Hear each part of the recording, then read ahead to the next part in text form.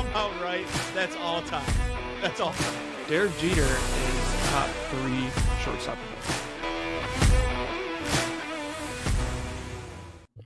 Hello, friends, and welcome to another rendition of Tanks and Tuddies, presented by Tubbs, myself, and my co-host here, Frankie. Today we're going to be taking you through our locks and long shots as always. Then we're going to have a quick conversation about a popular thread on Twitter, or a topic, we'll say, of could 100 men beat one gorilla in a race to the death? Then we're going to do Immaculate Grid as always, talk about the NBA playoffs, and then we'll do a little draft recap. Now, I've been watching a lot of ASMR videos, right? That's how I fall asleep. And I know I always hit you guys with the good. It was time to change it up, all right? It was time to change it up. But I've been watching these ASMR videos. 2 weeks ago for the Masters. I thought about doing this while I was on the way home from work today, and I was really like, damn, why didn't I do this when it was the Masters? Yeah. But yeah, I've been watching these ASMR videos, and they put me to sleep, dude. So every night when I'm tired, I'm like, or I can't sleep, I just search on TikTok, like ASMR videos. There's something called a cranial nerve exam. That always gets me. And not the cringy ASMR where they're like, like those ones. Just like, it's like soft talking, and they do these things. You hear the little, they go sharp or dull, and then they hit them with the sharp thing or like a Q-tip, and the person goes sharp, dull. How does that sound? Does it sound ASMR-y? Yeah, I mean, it's pretty I'm going to go ahead relaxing. We're going to take a look at your cranial nerve exam here. Go ahead and scooch to the end of the seat here. Like that shit puts me to sleep, bro. So that's what I've been watching shitloads of that. But anyways, let's get right into it. I'm going to fly through my locks and long shots just because my records are so bad. It's not even fun for me anymore. I want to axe this whole fucking segment. I hate it. ChatGPT 3 and 5, myself versus ChatGPT 3 and 4. So I still have the edge there. I'm going to get another loss here as soon as the Nuggets lose the series to the Clippers. But I'm 11 and 17 for the full year. Last week we had the Giants money line versus the Brewers minus 145. I'd predicted a 9-3 win for the Giants. Javi was in the stands. The Brewers went crazy. Yelich hit a grand slam. The Brewers won 11-3. That was a loss. Fine with that. Good for you. Your team won. ChatGPT had Yankees money line at the Guardians minus 105. They also lost. The Guards won 3-2. So that's fine. That's a wash there. This week, I'm doing something that I don't want to do, but I have to think with my heart here, right? Astros money line versus the Tigers minus 120. I look at this game, and I see two pitchers, right? Reese Olson versus a guy I've never heard of. Reese Olson's been very good this year. However, he does give up some runs. I believe he's the only Tigers pitcher without a sub-3 ERA. Flaherty probably doesn't anymore after last night. But I look at the Astros, and they have some hitters. They're at home. The Tigers are at the start of a crazy away stretch. Good time to bet against them. So we're taking the Astros, and this is a win-win for me. Either the Astros win, and I get something out of it by having a lock that wins finally. Or the Tigers win, I get to watch the Tigers win. I've been watching every Tigers game. I'm invested at this point. The losses hurt, just like they don't hurt as bad as a Lions loss does, but they still hurt, especially last night's. Last night's pissed me off. Tigers were up 3-0. They started early. Kerry Carpenter hit a home run. Riley Green hit a home run. Looks like he's turning the corner.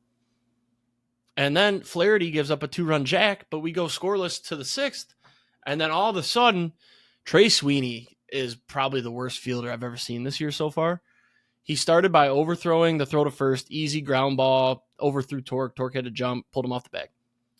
Like literally 2 pitches later, easy double play ball, and Sweeney threw it away from Torres. It got into the outfield, runners on second and third, and then the 3-run bomb came. So the Astros won last night. So with the fielding being the way it is and Trey Sweeney having the yips is what it looks like, take the Astros. ChatGPT loved the Braves. They said take the Braves. Braves are minus 205, so I asked how many runs will the Braves win by? They said 3-4, so we're taking the Braves minus 1.5 at the Rockies, minus 130 for ChatGPT. Long shots then. ChatGPT. Oh, also still open is the Nuggets to win the series over the Clippers. They're tied 2-2. ChatGPT 1-6 all time on the long shots. Still open. We both have one. I've got the Pistons to win over the Knicks plus 310. That's going to be a loss. We'll talk about that later. T-Wolves over the Lakers plus 360 or plus 160. T-Wolves are up 3-1. They look good. Anthony Edwards is shit talking LeBron James like he's just another bum. I love it. I hate LeBron James. Love the shit talk. My long shots, by the way, 3-16. Last week I gave out Bobby Witt Jr. to a home run plus 400. That didn't hit. And then I had the juicy home run juice parlay, Torque and Witt to bomb plus 27.75. Neither of them did. ChatGPT had Adele to hit a home run plus 500. He did not. So this week, Schwarber to hit a home run plus 300. I asked Frankie, I said, what hand does, who was it? I forgot who it was. Mackenzie Gore. I said, what does he throw? He said left-handed. So I'm like, okay, I'll take a righty. But then you told me that he's better versus righties than he's lefties. So we take a lefty, Schwarber. I wanted Bryce Harper. We'll check that next week. But Schwarber plus 300 to hit a home run. ChatGPT this week, chalk. Judge to hit a home run plus 210. Can't go wrong with that. They'll probably hit. They said Judge and Bobby Witt, but I went with Judge. So your locks and long shots, sir. Alrighty. My records are getting better. I'm not going to lie. Locks are up to 22-17. Last week we had Dean Kramer under 4.5 Ks on Tuesday. That was a dub. I believe he finished with 4. Christopher Sanchez over 5.5 Ks on Tuesday. This one was a tough break. He got injured in like the third inning. Only got 2 or 3 strikeouts, I believe. So loss on that one. And then Bailey Ober under 6.5 Ks finished with 6. Big dub there. Still open. Bucks plus 1.5 games versus the Pacers. Down 3-1. Game tonight. Dame's dead. Series is probably dead. I'm going to assume that one's going to get chalked up as a loss. So this week, though, we'll add on 3 baseball ones. Actually, all of them involve my team, the Brewers. We're going to go the Brewers series money line versus the White Sox, and the Phillies series money line versus the Nationals parlayed together. This comes out to minus 114.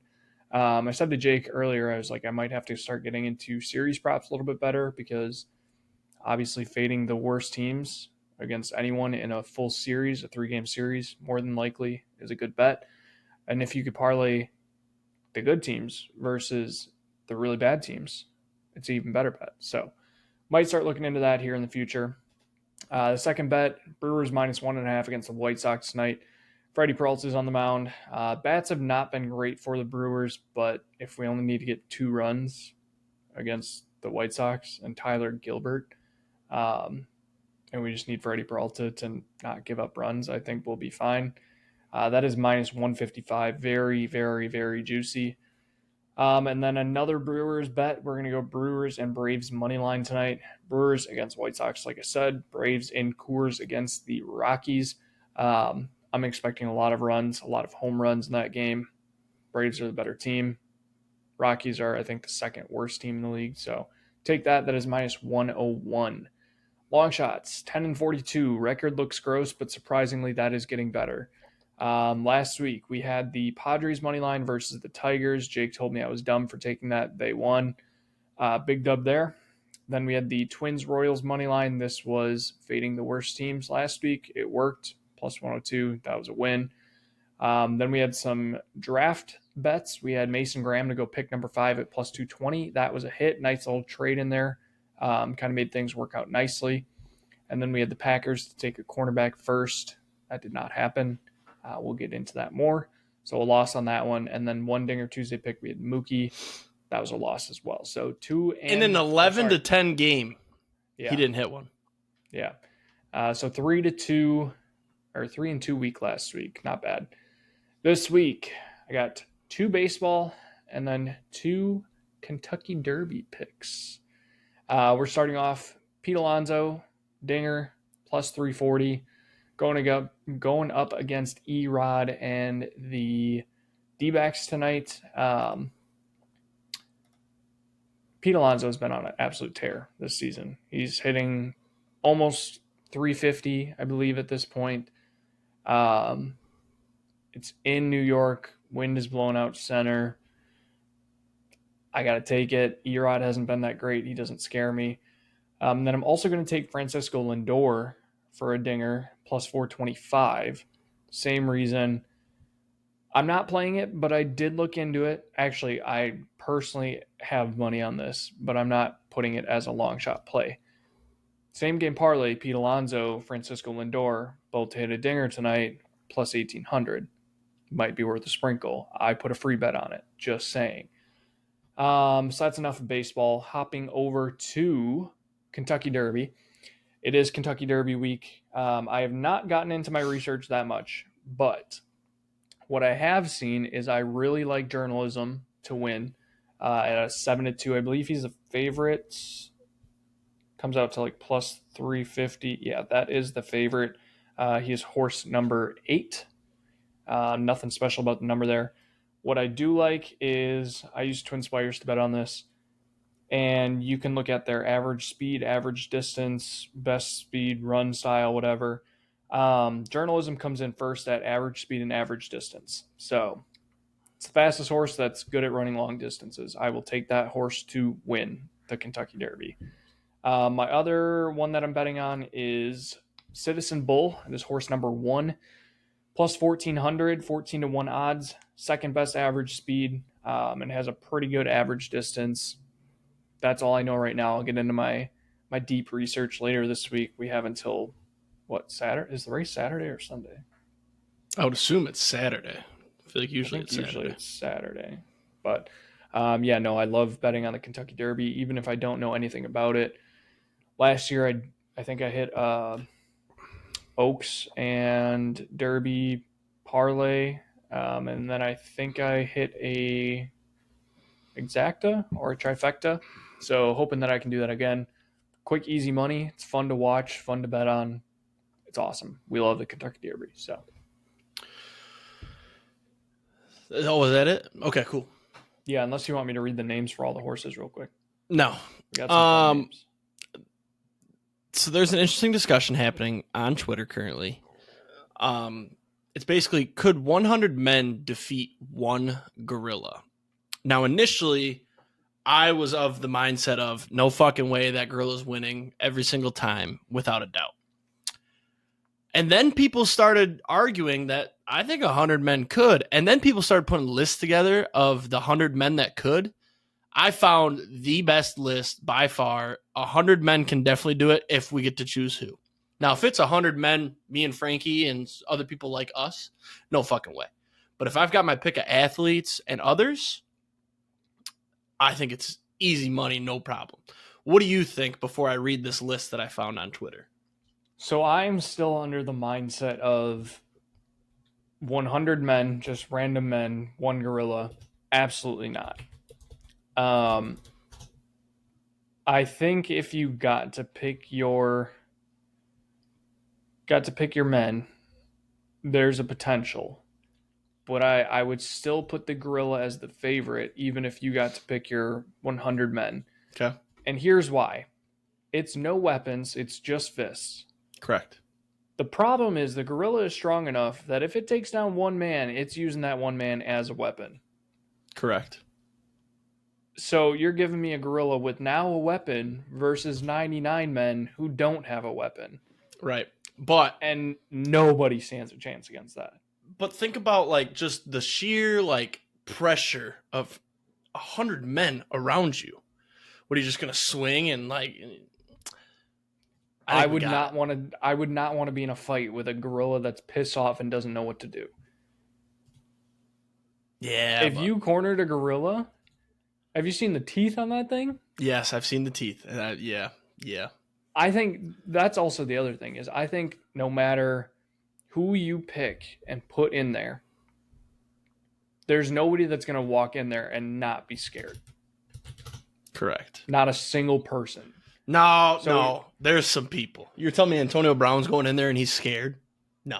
That dude's a psychopath. He will be. No. At some point, yes. No. So I think that's where I just think no matter who you put in, you're going to get people that are ducking out. No matter if you pick the best of the best, 100 people, somebody is going to get in there and then be like, fuck this, I'm out. No, I think there's some psychopaths, I think. I mean, yeah, I would agree. Antonio Brown, definitely one of them. Correct. What's this list of people? All right. So it is, one sec. I was going to try to find it on my computer for easy reads, but I can just do it. I got the screenshots. So this list, I'm just going to fly through it. Feel free to interrupt whenever you want to comment. So okay. This is straight from Twitter, not my own thinking. Number 1, John Jones. UFC, going to beat the shit out of him. Good choice. Number 2, Aaron Donald. Big body, down at the line, no problem. Number 3, Alex Pereira. Pereira, I believe. Pereira. I believe Yep. that's a boxer. I think he's also a UFC fighter. Number 4, you got Ray Lewis. He's murdered somebody. He's also a captain, and he gives the pregame speech. Then he's going to do the walkout. Number 5, Chris Hemsworth. It's good to have an actor that's played some big roles. Yep. Number 6, Sylvester Stallone. Number 7, I don't know if you're familiar with him, David Goggins. He's going to give the halftime speech. Yep. 8, The Rock. Number 9, Deontay Wilder.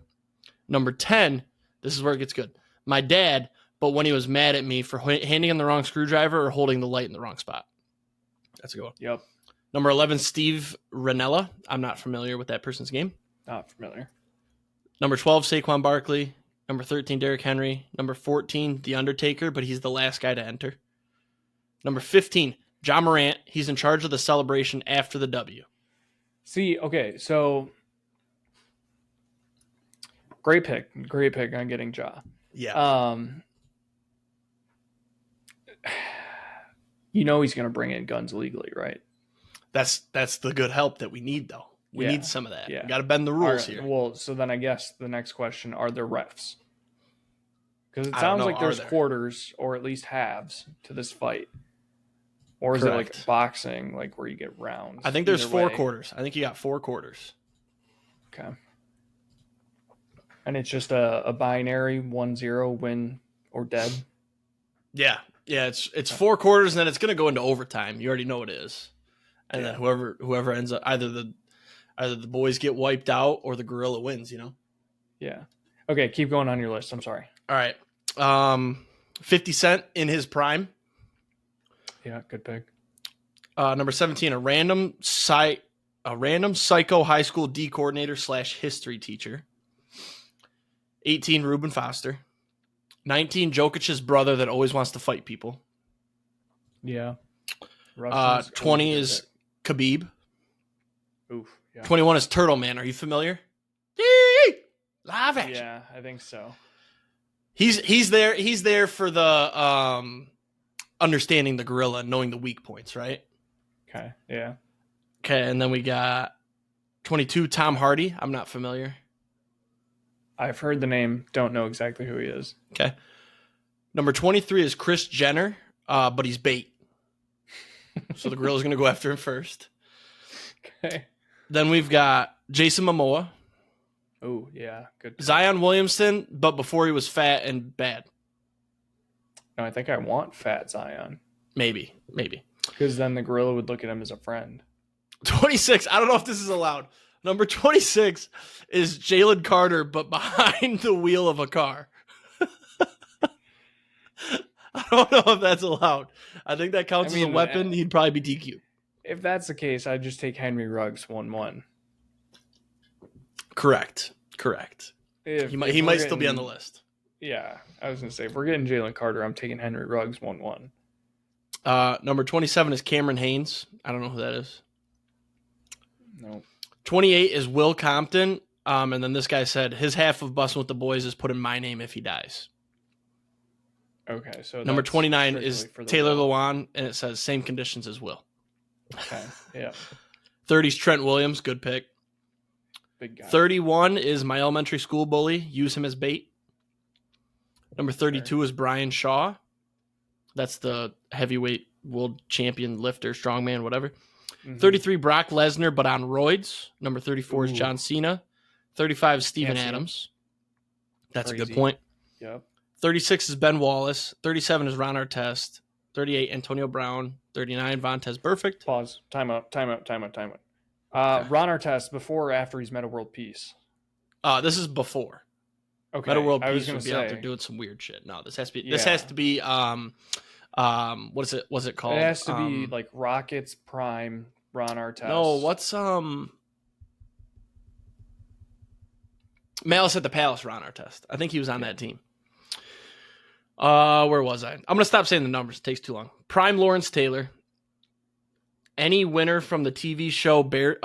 What is it called? Naked and Afraid. Yep. Good Jared Beeman, not familiar. Brian Dawkins, he's the first one off the bus for intimidation walkout. Great pick. DJ Swearinger, that's a football player, right? That name Yes. sounds familiar. Brian Urlacher, Shaq, Big Show. Jared from Subway for bait. Alexander Ovechkin. Nick Chubb, but on leg day. Okay. Then we got this guy said, the dishwasher from the steakhouse I used to work at. The guy was an animal, all caps. Alexander Volkanovsky. That's got to be a boxer or something. Tyson Fury. Ooh. Terrence Howard. I don't know who these people are. Oh, Cat Williams. He's the play-by-play commentator. Snoop Dogg's on color commentary. Kevin Hart's the field reporter. Tony Baker is the voiceover post-production. Shane Gillis is there for comedic relief. Tyler Booker. Lenora Sellers. I know that name. That's a football player. Dylan Stewart. J.D. Pickle. Lane Johnson. Myles Garrett. Panay. These picks get great right here. This is your line. Lane Johnson, Myles Garrett, Panay Sewell, Max Crosby, DK Metcalf, George Pickens, Andre Johnson, but when he was fighting Cortland Finnegan energy. Okay. You know that clip? Yeah. Cam Newton, Duke Dennis. He's a streamer. I don't know if you're familiar with him. Dexter Lawrence, Chris Jones for pregame tears before war. Jadeveon Clowney, but when he had the hit against Michigan in the Outback Bowl. Okay. Yep. James Harrison, Vita Vea, Terry Tate, Francis Ngannou, Vince Wilfork, TJ Watt, Jameis Winston, he's the head of morale. Brian Cushing and Ndamukong Suh, David from David versus Goliath. That's a big get. Yeah. Justin Ernest. If you're unfamiliar with Justin Ernest, he did 51 reps at 225 in the NFL Combine. Wow. Tom Aspinall, Ken Griffey Jr., he's the photographer. Conor McGregor from Roadhouse. Yeah. Kim Jong-un. Then it says, bait. Please don't read this, sir. Micah Parsons. Aziz Al-Shahir. That's the dude that he was killed Trevor Lawrence, I think. Clemson's mascot, bait. This guy must be some sort of... Who's Clemson's rival, even? North Carolina? Alabama. Okay.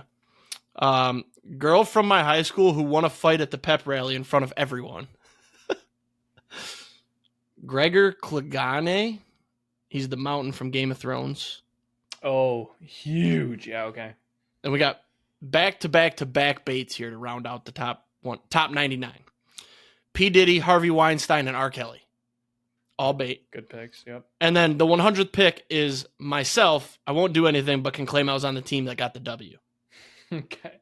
That is, So, no exaggeration. I read through 9 of these 100 lists, and that was the best one. I was saving them because I wanted to bring up the best one. That was the best one by far. So I like it. The only thing I would put in there is, why are we not utilizing all 100? Like, if I'm getting 100, I'm not picking color commentary. Well, dude, if you Just got give me 100 bait, guys. though, some of the bait Yeah. might do something, but that's when you use them as a distraction. Yeah, which They're I getting the get shit that. beat out of them.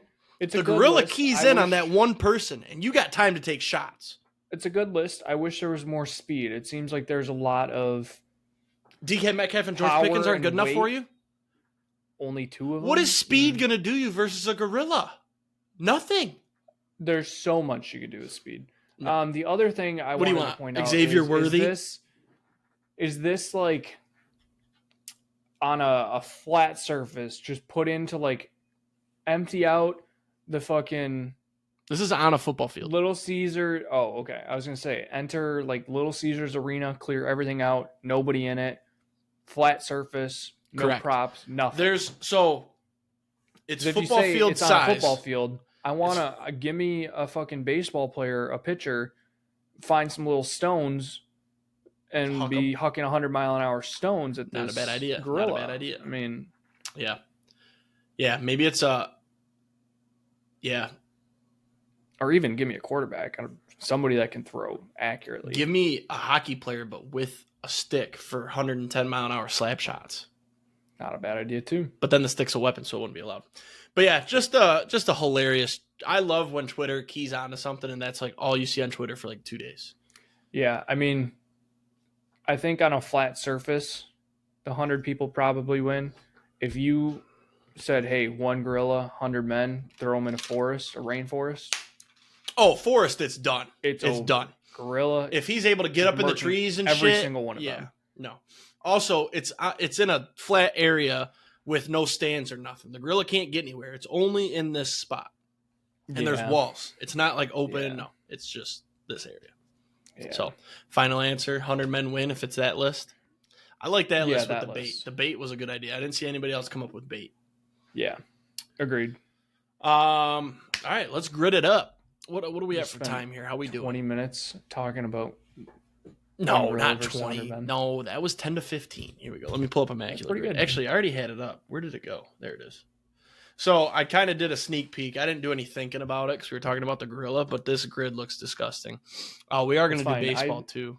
I haven't looked at either of them, but I tried to get my mind sharp today by doing some of the older ones. I keep forgetting I said I was going to start studying kickers. I'm hoping that maybe that'll help. Speaking of kickers, Browns and Bears would be Cade York, but we can't do that. Or Cody Parkey. Who did the double doink? Who was the double doinker? Cody Parkey. Okay. Yeah, he works there too, but can't do him. I got a good shout for 1,000 yards Jags. Christian Kirk, and I only know this because I had him in fantasy, and he had 1,000 yards that year with the Jags. Okay. Because I remember I was like, why did this guy give me no fucking points? He had 1,000 yards, and it's like he just didn't score touchdowns. We'll take 14% right there. Okay. Allen Robinson might have been better. Or like, oh, shit. Who's that? Who's the receiver that caught the Hail Mary from David Garrard? His name was something crazy. His last name was something crazy. Anyway, it doesn't matter. It's done. Steelers 1,000. You got Antonio Brown. Do you think Pickens did it last year? I don't think Pickens did it last year. That's too recent anyways. Hines Ward is a good shout. Yep. Franco Harris was a DB, wasn't he? No, he played receiver. I don't know. He was a running back, actually, I think. He just, yeah. I like Hines Ward here. That's a for sure shoe-in, no problem. Yep. The other name I like is the dude that got shot. Or no, the dude that, Martavis Bryant, the guy that always got busted for weed. Bryant. But we'll take the sure thing. Patriots 1,000, Wes Welker, Gronk. Gronk with a tight end isn't bad. Yeah. Do you think Aaron Hernandez got 1,000 in any of his seasons? I kind of want to do it just for the memes. I bet you he got 1,000. Oh, I think we saved that one for last. Okay. If we're 9 out of 9, we're putting Hernandez. If not, we're putting Gronk. So there is one player that works for 2 different boxes here. Okay. Cordero Patterson. In what? Bears Patriots or Bears Steelers. Are you confident he played for the Steelers? I don't think he played for the Steelers. Yeah, last season, I'm pretty sure. No, it was either last season or the season before. I kind of want to put it for Bears Steelers just to see you be wrong. I mean, we know for a fact he's on the Patriots, right? I don't know for a fact that he played for the Patriots. I'm like 98% positive on both of those. So you were last week too, and then we got it wrong. That's true, unless you can come up. Matt Schaub, Bears. No, Matt Schaub did not play for the Bears. I think Josh McCown played for the Jags and the Bears or Browns. No. Yeah. I don't know why that's right. I think that's right. Browns, Jags. Yeah. Can you see McCown in a Jags jersey though? I don't know if I do. I'd rather wait. Okay.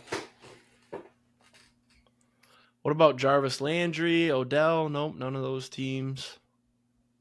They're my go-to for the Browns. Jarvis? Oh, I got one for Browns Patriots. This one's good. Jabril Peppers. Yep, good one. There we go, 9%. Okay. I feel like did Cade York kick for the Steelers? I feel like Cade York got passed around. I think Cade York kicked for the Jags. No. I know he got passed around. He was with the Jets, the Browns for sure. The Browns were like his team, I think. I'm pretty sure there's a DB for Browns Steelers. Eli Apple? No, he's Bengals. Yeah. Did where's Jaquan Brisker all played? Has he only been Bears? I feel like he's played. I think only Bears.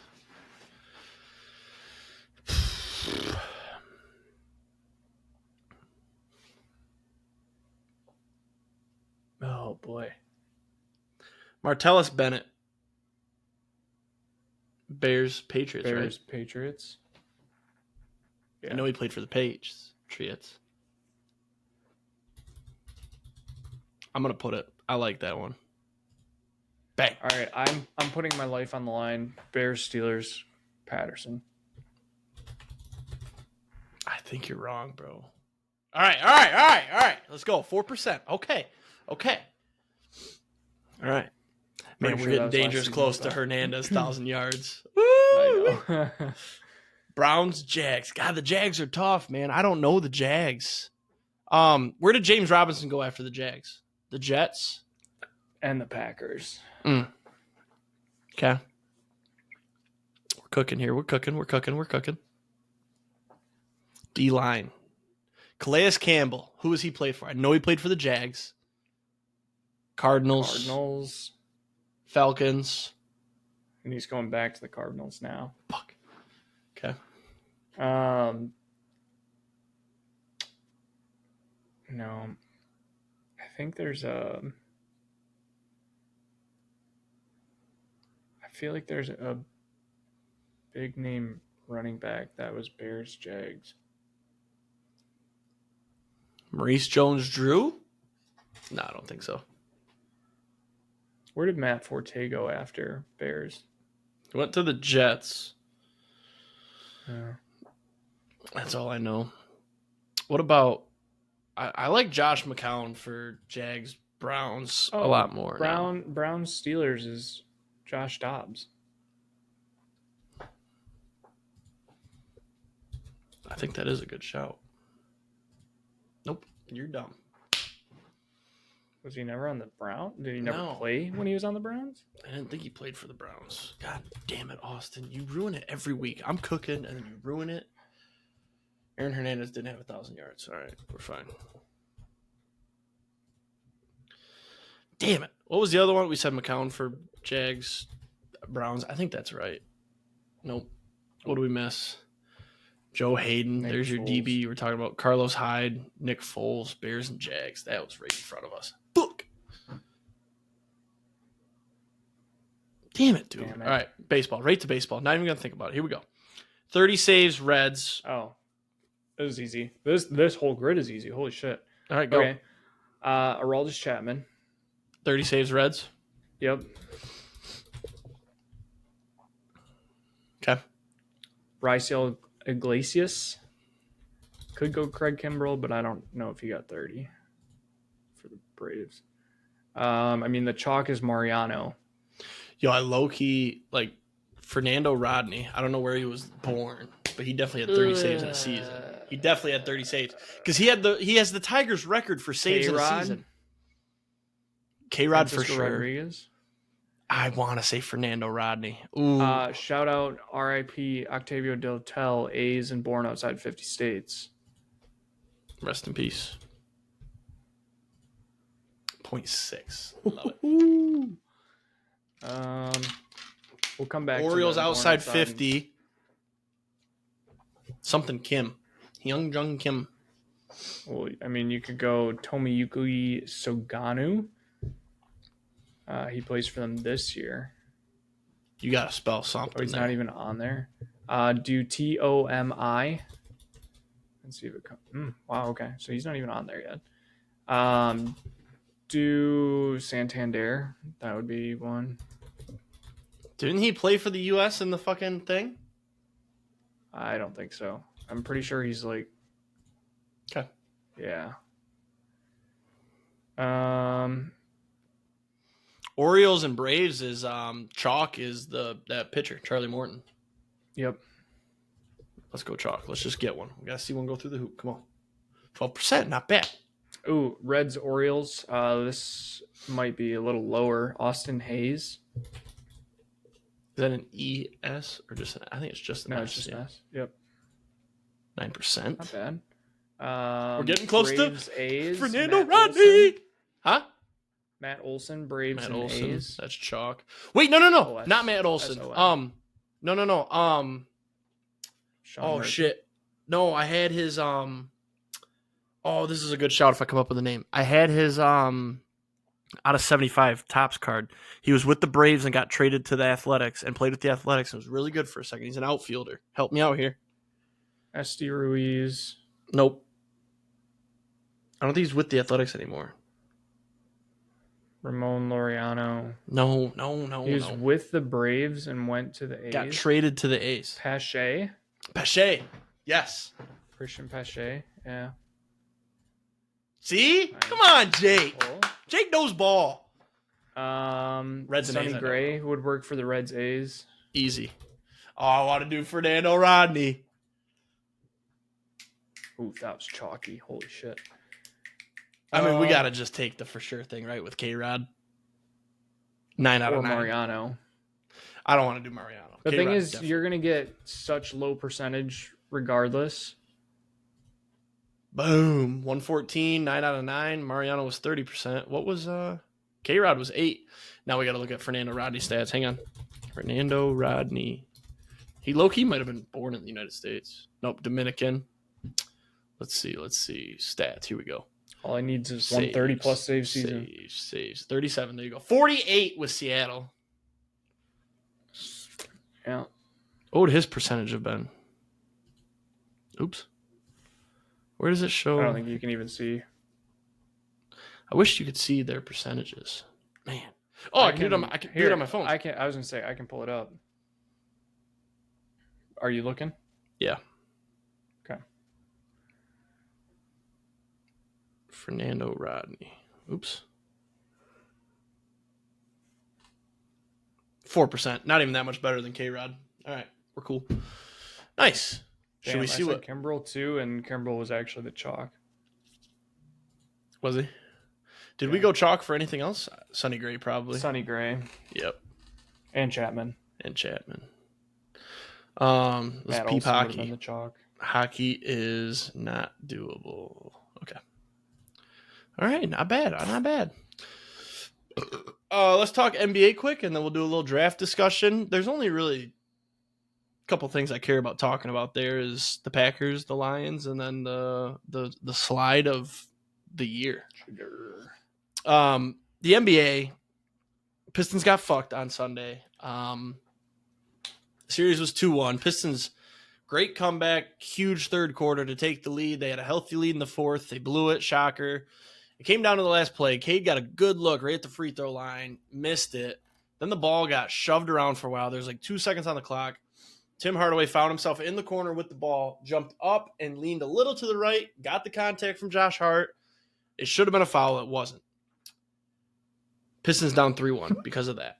Should have been 3 shots. They were down 1. I'm guessing he's going to go 2 or 3 there. If he doesn't, he at least makes 1. Could have been an all-time moment if he missed all of them, though. That would have been crazy. Yeah. Can you imagine he misses the first 2 and then you're sitting there and you're like, holy fuck, just make this one. But then he accidentally misses on purpose because he thinks we got to win. I feel like if you miss the first one, it gets even more like sweaty. Like, oh, yeah. Fuck. Yeah. So, yeah, Pistons down 3-1. I just have one quick thing I want to say here. They are getting fucked. I'm a bandwagoner, though. It didn't really even hurt me too bad. It did a little. 2-2 going back to New York is way better than 3-1 going back to New York. But yeah, Pistons tied the longest. I think it's it might be the longest all time of losses in a row at home in the playoffs. 9 in a row. It could be just the most active. No, I think that's all time 9 in a row at home. The thing that's pissing me off is that Pistons fans are already on Twitter talking about one of them was down 3-1 to the Knicks, missing our 2 most important players, and it's like Jaden Ivey and Isaiah Stewart. And then before the series, all you saw was, oh, Ivy injured, Stewart injured, don't care, Pistons in 6 or something. But now you want to complain about not having your 2 best players or 2 most important, which is totally false. I mean, Cade is one of your most important without a doubt. Number 2, I would argue, is Malik Beasley. That dude just drains threes like no other.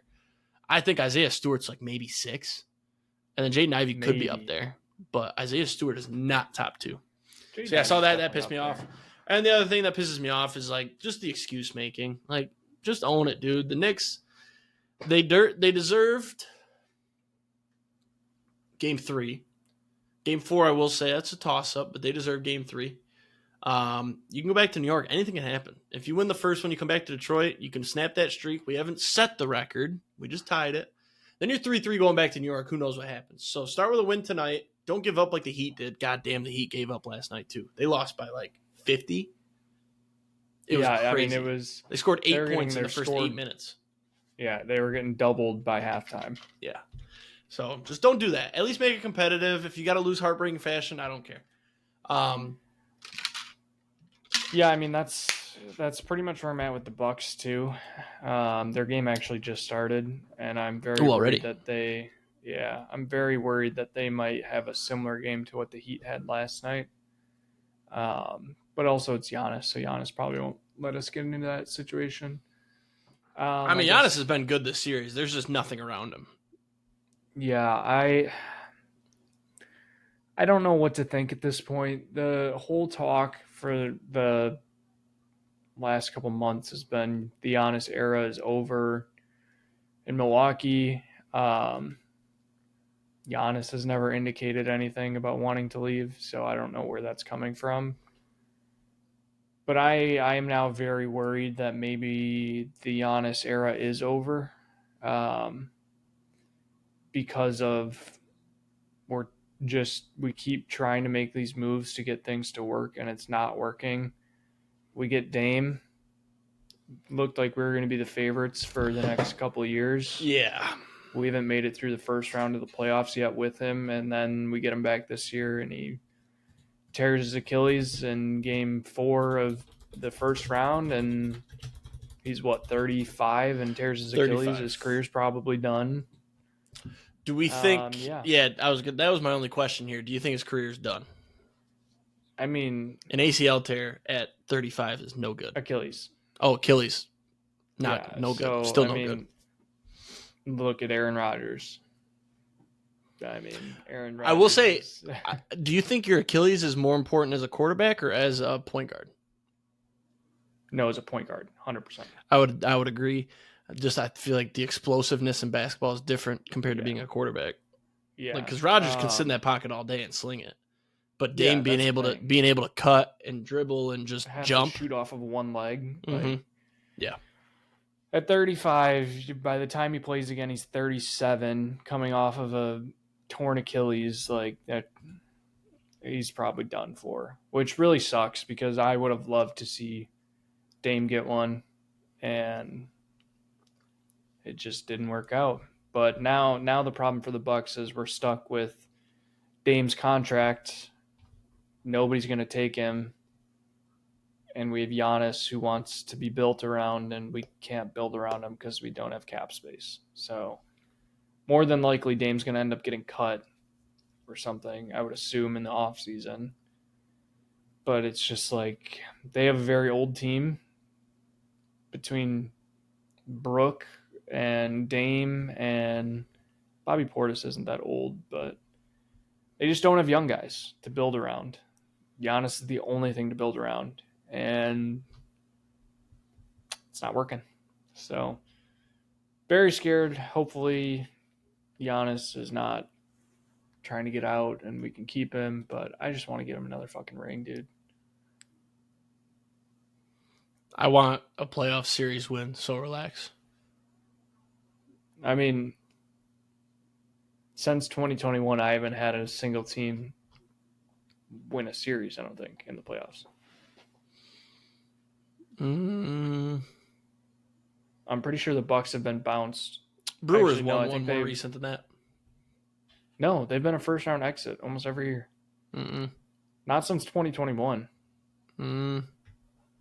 Let's see.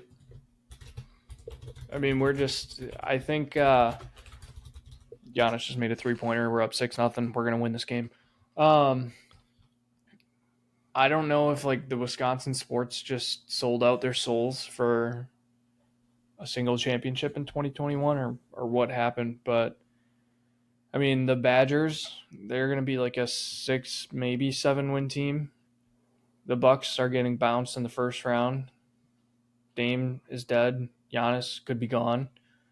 The Brewers just completely, I don't even know what to think about the Brewers. They win so many games every regular season. We get to the playoffs, we get bounced in the most heartbreaking fashion ever.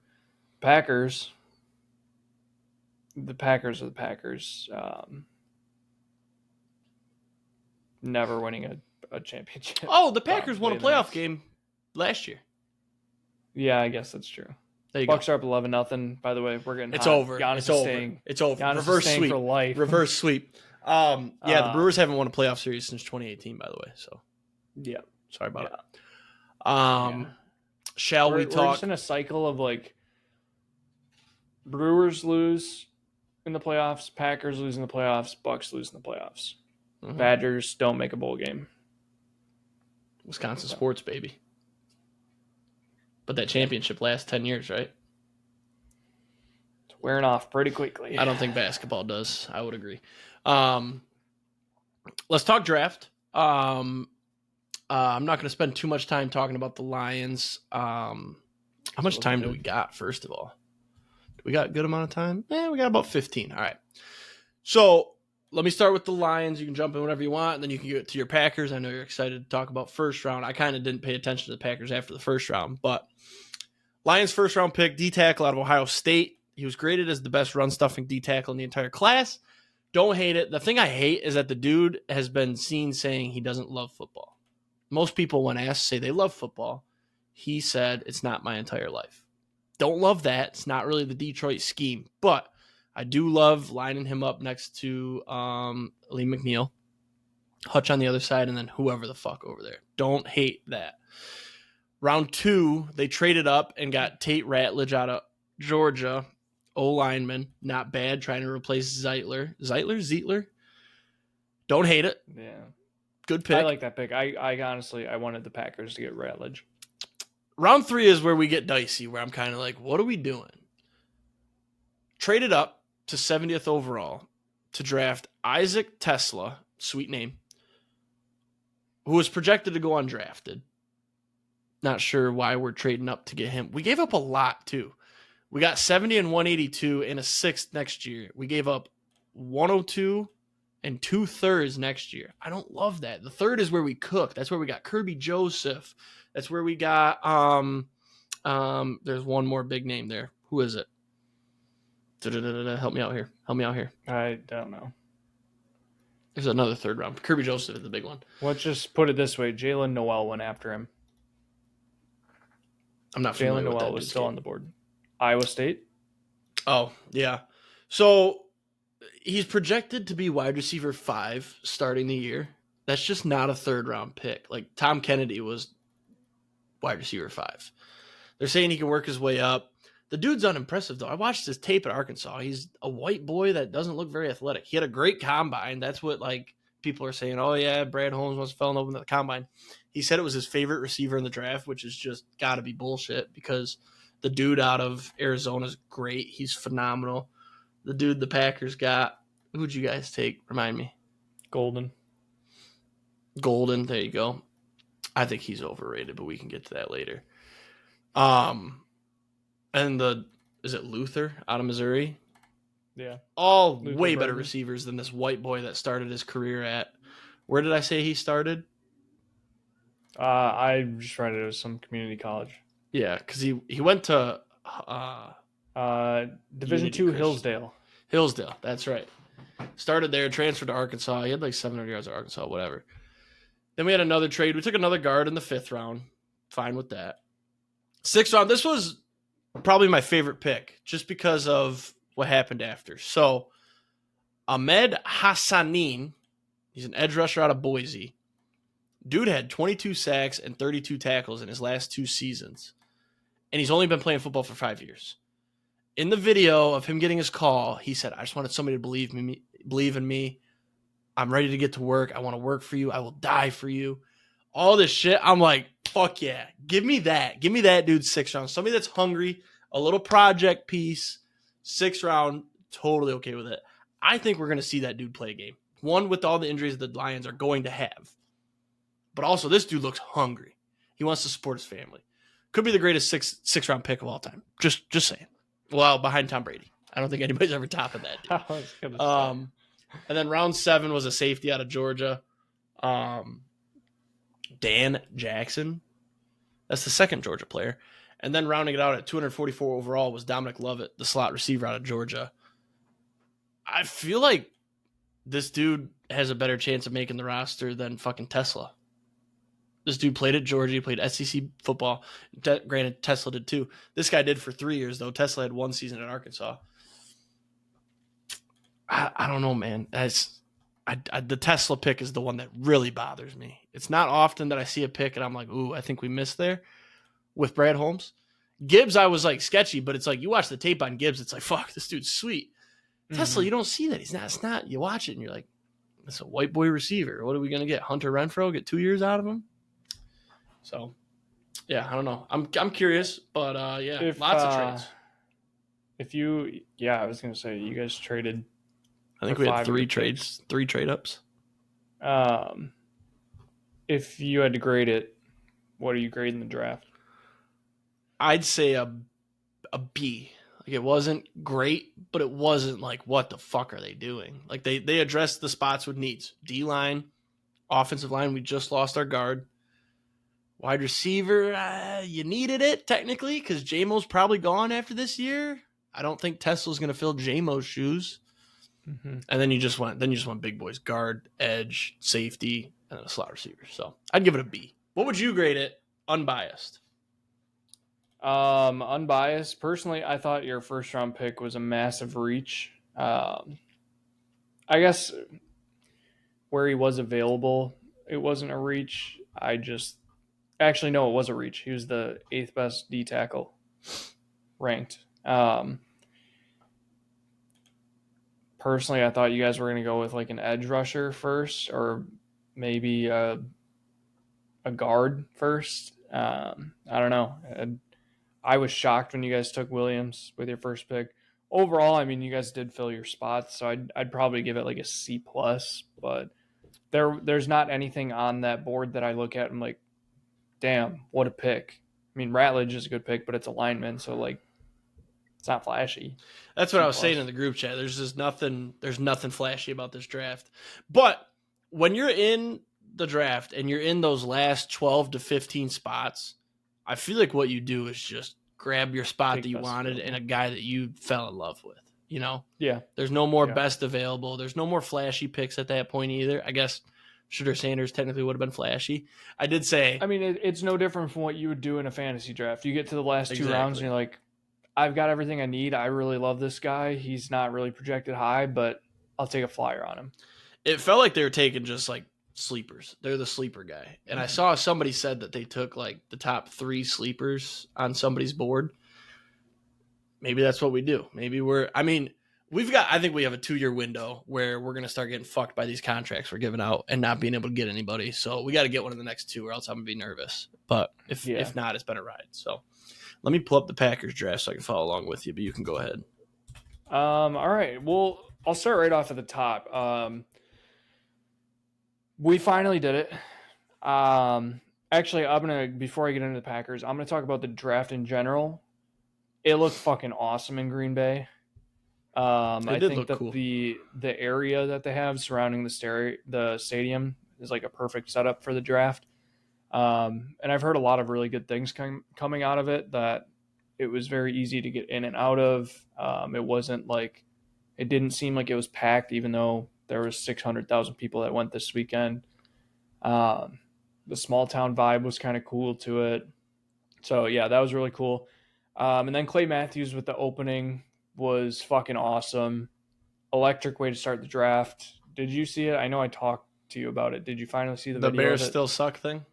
Yeah. Yeah, that was cool. Great way to start the draft. But so happy for the Packers. Glad that we got to host that. Pittsburgh, I think, will be pretty cool next year. But hopping into the Packers draft, though. Finally did it. First time since 2002. We finally get a wide receiver at the first round pick. Matthew Golden. A lot of guys actually had him as the number 1 overall wide receiver over Tet McMillan. I have some pros and cons for Matthew Golden.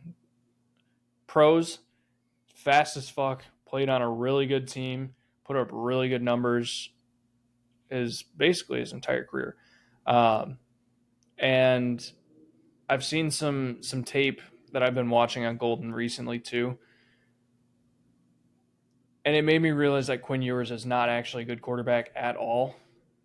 So if you give Matthew Golden a somewhat reliable quarterback, which I think Jordan Love is much more than, I think he could be really good.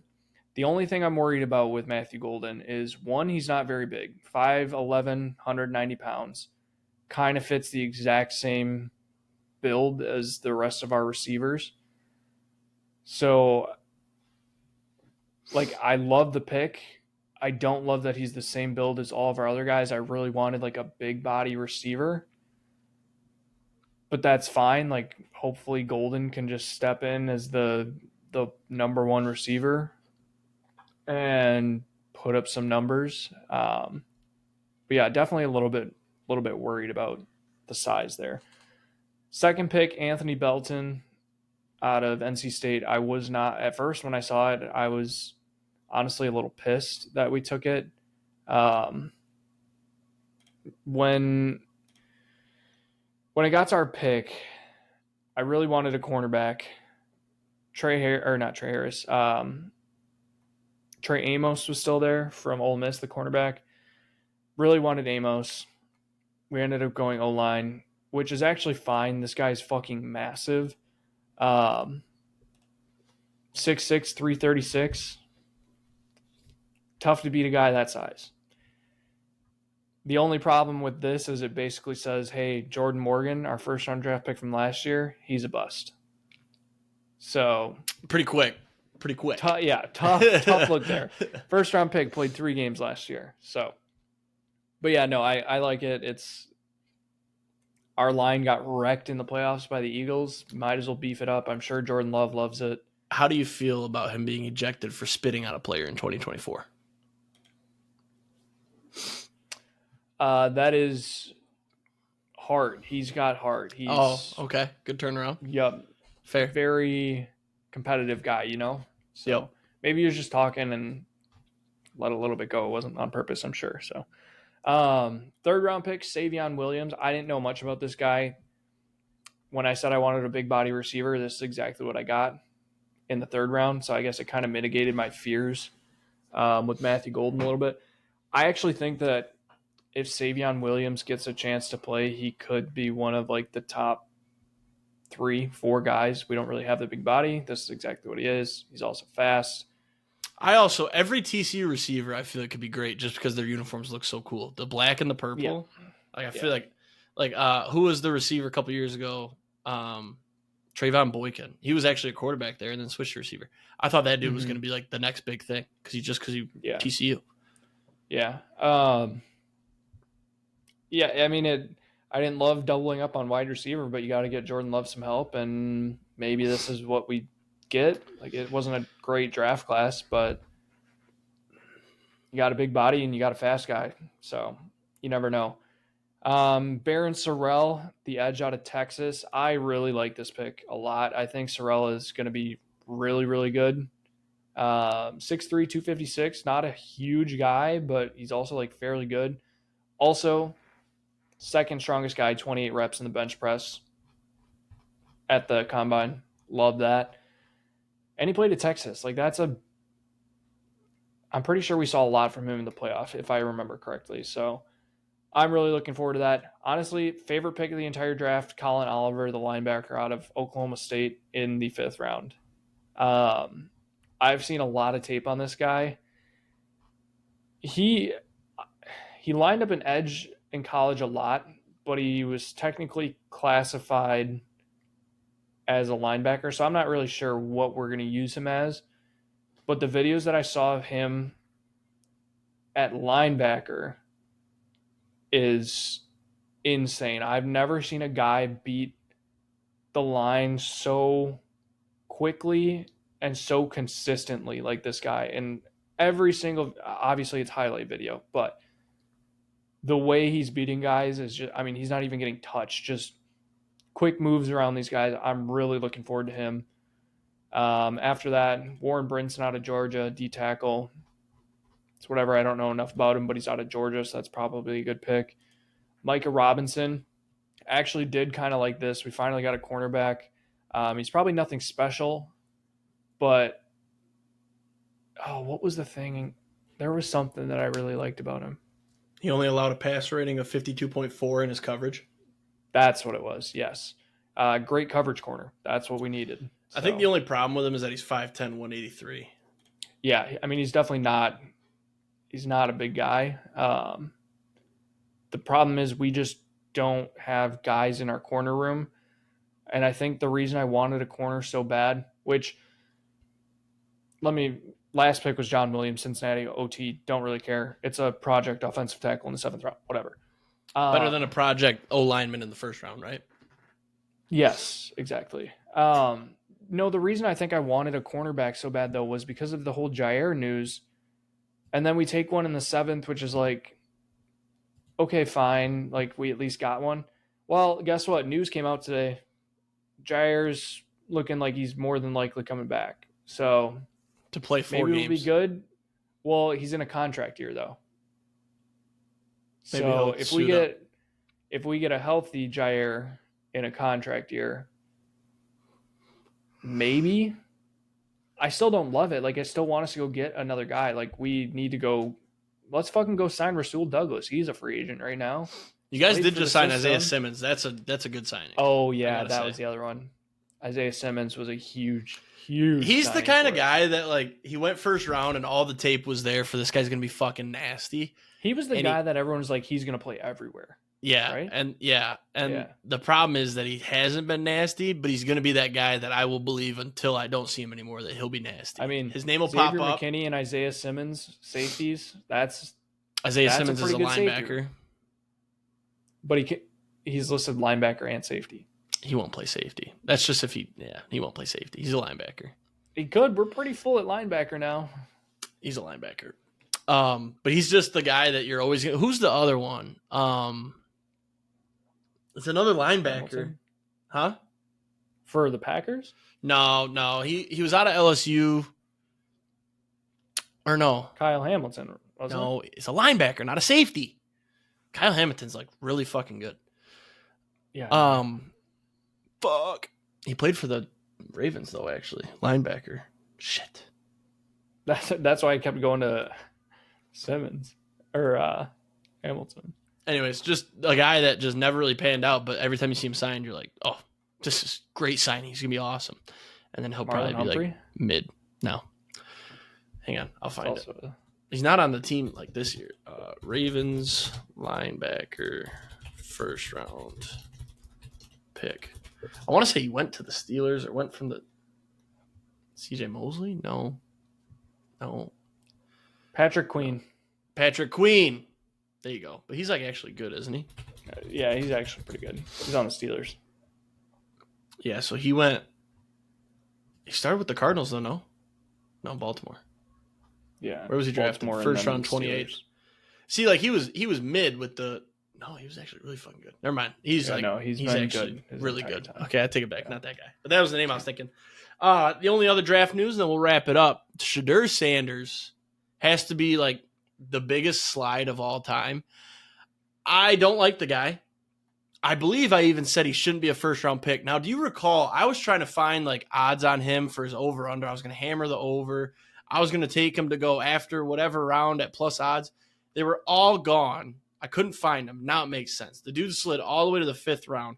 The Browns drafted Dylan Gabriel out of Oregon in like the 3rd round, but then proceeded to take Shedeur in the 5th. They're like, let's take all the quarterbacks. One has to work, right? Yeah. But that quarterback room is. There's a lot of discussion on Twitter about Stephen A is the one leading it about, the NFL GMs and owners colluded to screw over Shedeur, and this is Colin Kaepernick level of collusion, blah, blah, blah. It's like, no, dude, actually, these guys, their job is to evaluate talent, and they watched the tape on Shedeur. He's cocky. He didn't take any meetings with anyone outside the top 5, supposedly. And then when he did, they were terrible meetings. And if you watch the tape, the dude actually, he's me playing college football. I scramble around behind the line and try to avoid sacks, and I get sacked for a 15-yard loss. That doesn't work in the NFL. When you get to 2nd and 25, you're fucked. NFL GMs simply saw the tape. It's the craziest case of the media just blasting this dude to levels that he isn't even near. And it showed. So the thing where I really started to get annoyed is when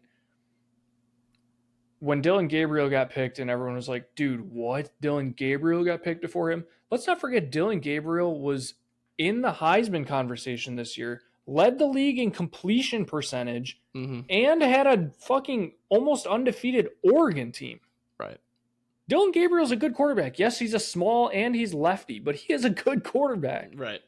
Well, and the other one too is like, everybody's saying like, oh, Shedeur. I forget what it was. There's so much. Just kind of talking. Honestly, the only pick that didn't really make sense was that Louisville guy. I don't see it with that Louisville quarterback. Tyler Show or something. Shuff. I don't see it with him. All the other quarterbacks, sure. Yeah, they're all better than Shedeur. I would argue Quinn Ewers is better than Shedeur.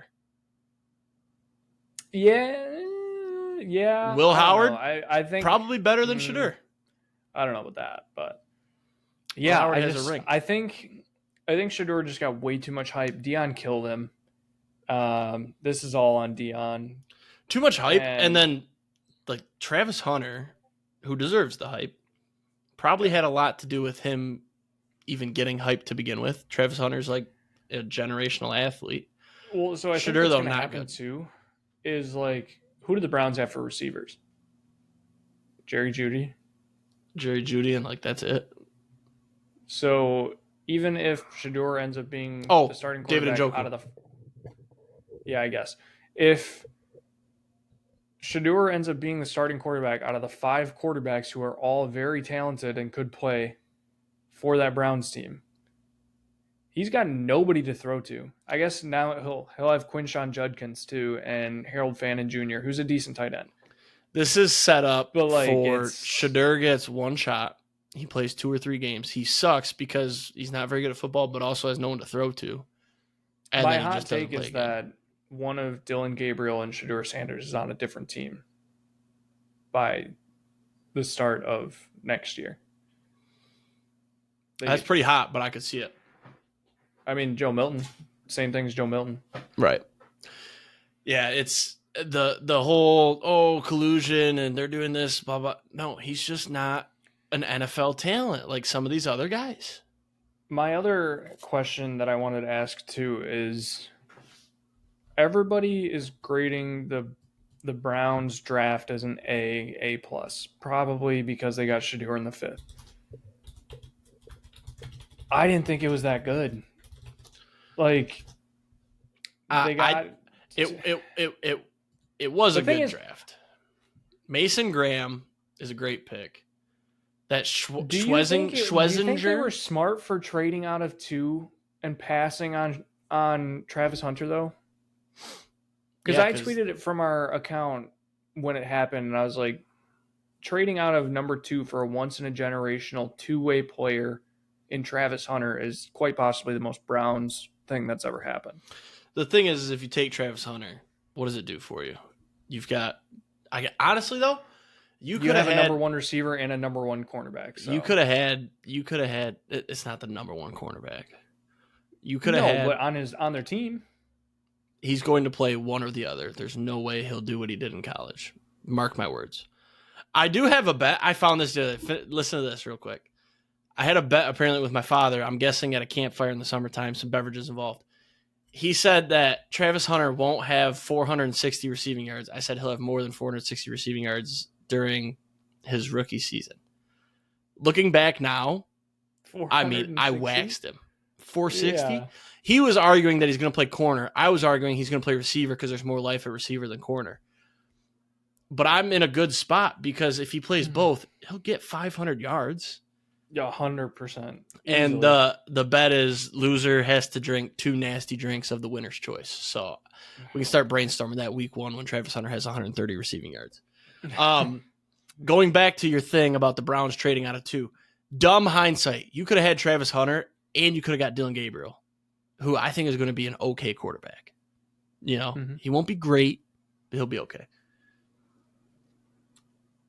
But yeah, honestly, I'm looking at this. I'm looking at this draft. You know, Mason Graham, I think that's a great pick. A little bit biased, obviously. Schlesinger, I watched the tape. Great player. Judkins, don't hate it. I do think he has a better NFL career than Travion Henderson. Harold Fannin Jr. was the best tight end in college football. He just didn't get the views because of the MAC. Dude had like the most yards, most touchdowns, all this shit. Way better stats than Loveland or the kid out of Penn State. Gabriel, don't hate it. But then why are you taking Dylan Sampson? Why are you taking Dylan Sampson? Dylan Sampson, maybe it's a little biased because I watched Tennessee, but Dylan Sampson was like probably a top 4 back in the nation this year. He's good. He's better than what's his name that got drafted to the Dolphins last year out of Tennessee. Fuck. Now you're going to make me look. Dolphins drafted a running back last year, even though they had A-Chain? Yes. They draft a running back like every year. Dolphins. But yeah, this isn't an A draft. I mean, you got 7 guys, but you took 2 running backs, 2 quarterbacks. Jalen Wright. Oh, I know that name. Yeah. Dylan Sampson is better than Jalen Wright. I think Judkins gets that backfield. What's their current running back room look like? Oops. Is Sampson a power guy? He's a little bit of both. Guy? He's a very balanced running back. So they're gonna have they have Jerome Ford. They've got him listed as the 1. He's gonna lose that spot. Judkins will get it, and Sampson will be 2. Because every team is going to be attempting. Every team's going to be attempting to recreate what the Lions are doing with Montgomery and Gibbs, right? Speed guy, power guy, but also kind of speed guy. Like Montgomery's not slow.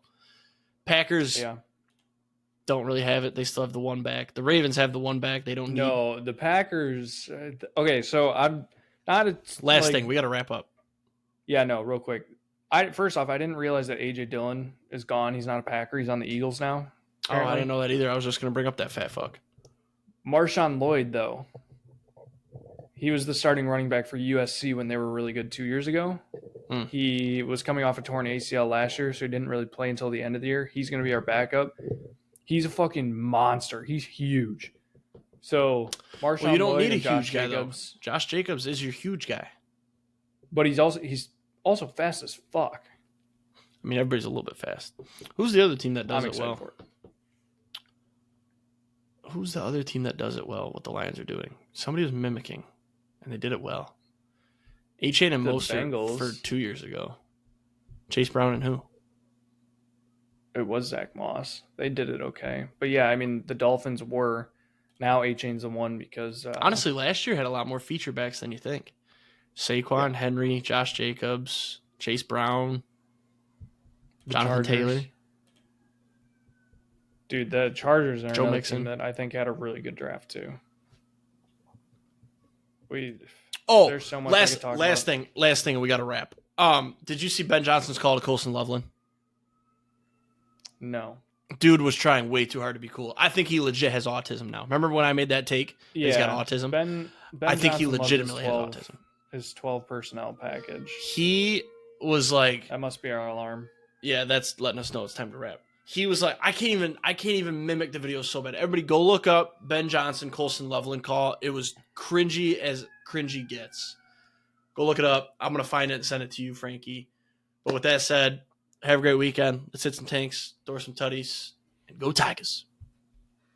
Go Pack, go.